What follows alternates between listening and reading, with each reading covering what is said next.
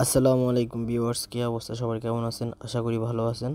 আমিও আছি আপনাদের দয়ায় আলহামদুলিল্লাহ অনেক ভালো। সো দেখতে দেখতে অনেকগুলো রমজান চলে গেল, আমাদের এখন ইফতার পার্টি দেওয়া হয়নি, তাই সবাই মিলে ভাবলাম একটা ইফতার পার্টি দেওয়া যাক। তাই সবাই মিলে বের হলাম।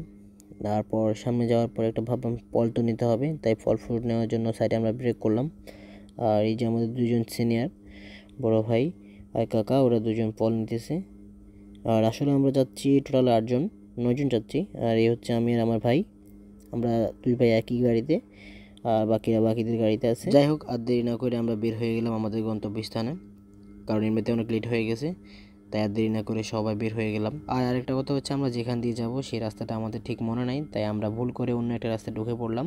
সেই রাস্তায় এত প্রচুর পরিমাণ বালু ভাই, মানে আপনাকে কি বলবো, আর সামনে দিয়ে কেউ একজন বাইক নিয়ে গেলে পিছনের জনের অবস্থা একদমই খারাপ। সো কি আর করবো, তাই দুই একজনকে জিজ্ঞেস করে করে আমরা যাচ্ছি। আর আমরা যে রাস্তা দিয়ে যাচ্ছি, এই রাস্তাটা খুব সুন্দর বাট একটু ভাঙা, তবে কিছুদিনের ভিতরে এই রাস্তাটা ঠিক হয়ে যাবে, কারণ রাস্তার কাজ চলতেছে। তবে আশা করি যারা আপনারা নতুন যাবেন তারা হয়তো 20 রমজানে বা 25 রমজানে এই রাস্তাটা অবশ্যই কমপ্লিট হয়ে যাবে, আর আপনারা অনেক ভালো একটা ফিল পাবেন এই রাস্তা দিয়ে যাওয়ার সময়।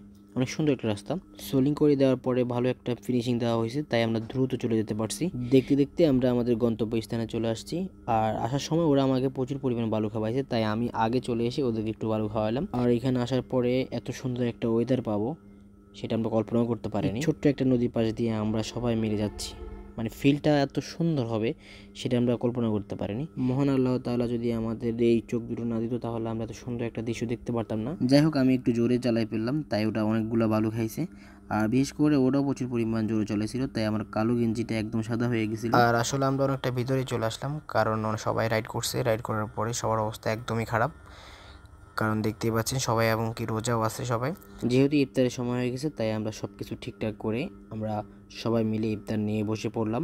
আর বিশেষ করে থ্যাংক ইউ রাসেল ভাই, কারণ আপনি সব কিছু সবাইকে সঠিকভাবে সব কিছু সমান সমানভাবে আপনি সবাইকে দিয়েছেন, সবারই প্লেটে, কারো প্লেটে কম যায়নি বেশি যায়নি, সবারই মন ভালো রাখছেন আপনি, সবাইকে সঠিকভাবে ভাগ করে দেওয়ার জন্য আপনাকে অসংখ্য ধন্যবাদ।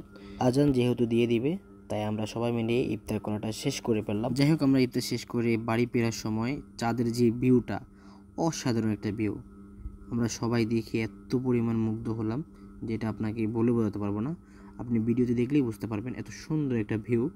তো আমরা অনেকগুলো বাইক ছিল সাথে, যারা যারা ইফতার করছে আমাদের পাশে অন্যরাও ছিল, তাদেরও বাইক আছে এখানে। দেখতে দেখতে চলে আসলাম আমাদের লক্ষ্মীপুরে।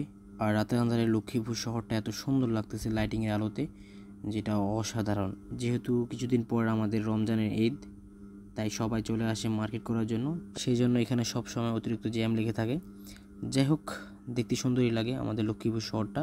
যাই হোক, ভালো থাকবেন, সুস্থ থাকবেন, আর আমাদের এই পেজটা ফলো দিবেন, ভিডিওটা শেয়ার করবেন। ইনশাআল্লাহ আমরা আপনাদেরকে ভালো কিছু দেওয়ার জন্য চেষ্টা করব। ভালো থাকবেন, সুস্থ থাকবেন, আল্লাহ হাফেজ।